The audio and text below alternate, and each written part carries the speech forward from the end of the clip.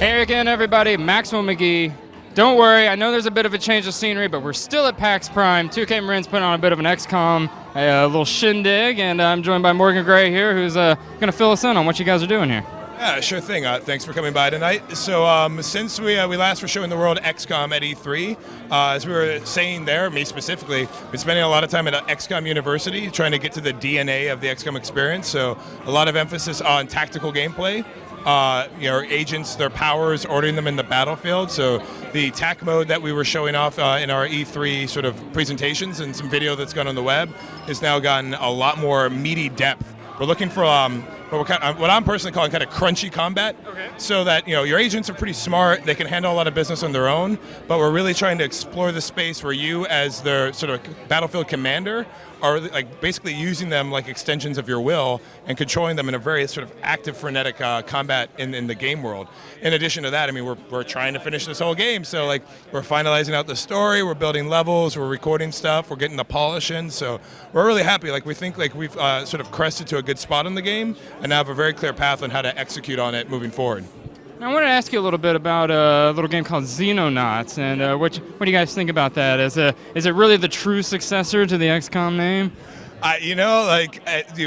When it comes to sort of that, so first, I guess my first thing is I love XCOM 1. Like 1994 was a good year. Yeah. Like, they're not around anymore, but I thank Microprose for giving me that 3.5-inch floppy that gave me the game. I think it's great. Like, there's always going to be a place in my heart, I think, for tactical gameplay, isometric, turn-based, capturing the spirit of XCOM. Like, I think, for me, I think what defines XCOM is facing an unknown enemy, figuring out what makes it tick, using that information against it, the tactical deployment of a squad, not just a single Rambo, but a squad of guys, and moving them around the battlefield to fight.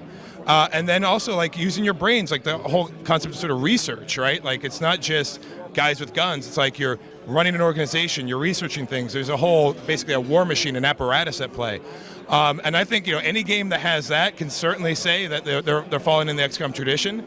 And in terms of true successor, like, players can decide what they want to think there, right? Like, more power to them, because that's an awesome gameplay sort of paradigm that they're playing with. All right, fair enough. We'll leave it at that. More importantly, I want to know a little bit more about Citizen Skywatch and what's going on with this poor gentleman behind us here with the lightning bolt sticking out of his mouth. Well, there's obviously, at the higher levels of government, there's a lot of confidentiality and sort of secrets about everything involved in Citizen Skywatch, but let's just say that before XCOM hits the scene, it's not like the U.S. government is sitting down idle. Certain parts of the government are out there in the States starting to uncover evidence and figure out that something might be happening, something might be on its way.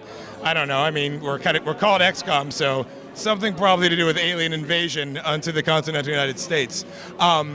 For us, the Citizen Skywatch sort of program is a great way to sort of start getting some of the flavor and spice of our fiction out.